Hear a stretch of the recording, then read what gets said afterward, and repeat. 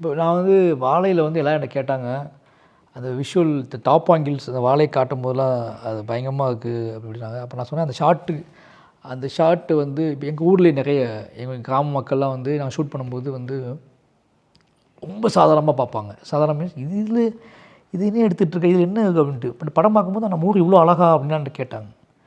But நான் அந்த ஷாட்டை எப்படி கம்போஸ் பண்ணுவேன் அப்படின்னா, அடிக்கடி நான் வந்து ஹெலிகாமர் சொல்லிடுவேன், நீங்கள் டாப்பில் என்னுடைய ட்ரோன்கிட்ட சொல்லுவேன் எப்போவுமே, எவ்ரி ஷாட் எடுக்கும்போது எவ்ரி டே எடுக்கும்போதும் எனக்கு வாழை டாப்லேருந்து எடுத்துகிட்டேங்க அப்படின்னு.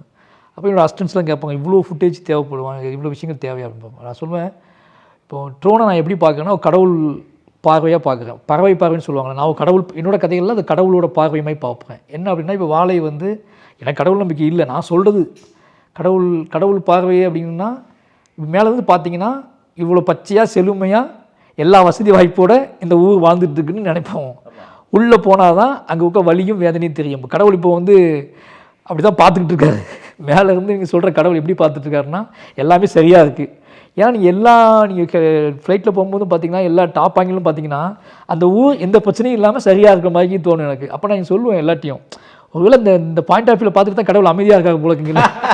இந்த கீழே எந்த சம்பவம் நடந்தாலும் அவருக்கு தெரிய மாட்டேங்குது போல இருக்குது. எப்போ பார்த்தாலும் ஜாலி நீட்டாக இருக்குது, அழகாக இருக்குது. இங்கே உள்ள எந்த பிரச்சனையும் மேலேருந்து பார்த்தா தெரியவே தெரியாது. எல்லாமே சமமாக இருக்க மாதிரி தோணும். ஓகேங்களா? அந்த அழகு தான் அவரை ஏமாத்துது போல இருக்குது அப்படின்னு நான் நினச்சிக்குவேன் மனசுக்குள்ள. என்னோட தாட் ப்ராசஸில் நினச்சிக்குவேன். அப்போ ஒவ்வொரு டாப் ஆங்கிள் ஷாட் யூஸ் பண்ணும்போது, நான் எடிட்டிங்கில் யூஸ் பண்ணும்போது சிரிச்சுக்குவேன் மனசுக்குள்ளே. அந்த ஷார்ட்டு போட்டு கீழே நான் வந்து இன்டெப்த்தாக உள்ளே போய் சீன் கட் பண்ணும்போது என்ன நினைப்பேன்னா, அது கடவுள்கிட்ட கீழே என்ன நடக்கு தெரியுமா உனக்கு அப்படின்னு சொல்கிற மாதிரியான ஷார்ட் மூடில் தான் கட் பண்ணுவேன். இப்படி அந்த டோன் யூஸ் பண்ணும்போதெல்லாம் எனக்கு அந்த மாதிரி ஷார்ட் டிவிஷன் மேலே டாப் போகும்போது எல்லாமே அந்த கலர்ஸ் எல்லாம் பண்ணும்போது எல்லாமே இப்படி ஒரு தாட் ப்ராசஸ் சும்மா நடக்காக ஓடிட்டு இருக்கும். அது காமெடியாக ஓடும், அது ஹியூமராக ஓடும். நானே நினச்சிக்குவேன், சில நேரத்தில் என் அசிஸ்டண்ட்டை சொல்லுவேன், அவங்க சிரிப்பாங்க. இப்படி ஓடினா கூட எடிட்டிங் டேபிளுக்கு வரும்போது அது ஒரு பெரிய ப்ராசஸாக மாறிடும். அது ஒரு நிலையான ப்ராசஸாக மாறிடும். இப்போ நீங்கள் யூஸ் பண்ணிங்கன்னா, இப்போ பைசன் நான் விட்ட சாங்ஸ் எல்லாத்துலேயுமே அதிகமான ஒரு ட்ரோன் ஷார்ட்ஸ் யூஸ் பண்ணியிருப்பேன். அது எல்லாமே இப்படி எடுத்தப்பட்ட ஷார்ட்ஸ் தான். பைசன் வந்து இதே மாதிரி தான். பைசன் நான் இப்படி தான் பயன்படுத்தினேன். பைசனில் வந்து ஒரு பெரிய வார் இருக்குது. ஒரு வார்னால் சக மனிதர்களுக்குள்ளே நிகழ்த்தப்படுகிற ஒரு பெரிய வார். அதுக்குள்ளே சிக்கிக்கிற ஒரு பையன். இப்படி தான் கதையோட இந்த கதையவே இருக்குது.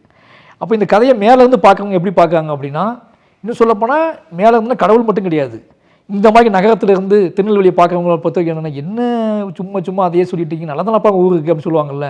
இந்த பாயிண்ட் ஆஃப் வியூலையும் புரிஞ்சுக்கலாம். அப்படிங்கிற மாதிரி பைசனோட எல்லா டாப் ஆங்கிள் ஷாட்டும் ஒரு ரொம்ப நல்ல ஊர். இந்த ஊரில் வாழ்கிறதுக்கு என்ன குறை? இந்த பக்கம் தண்ணி இருக்குது, இந்த பக்கம் நிலம் இருக்குது, இந்த பக்கம் ஆறு ஓடுது, இவ்வளோ பச்சை பசேன்னு இருக்குது, போனோமா விவசாயம் பண்ணோமா வந்து அறுத்து சாப்பிட்டவான்ட்டு வாழ வேண்டியதானே, இவங்களுக்கு எதுக்கு இவ்வளோ பஞ்சாயத்து அப்படிங்கிற மாதிரி அந்த ஷார்ட்ஸ் தெரியும். ஆனால் கீழே இறங்கி வந்தால் தான் இங்கே நடக்கிற வார் புரியும். அந்த பேட்டர்னில் அந்த பைசனை நான் ஷூட் பண்ணியிருக்கோம்.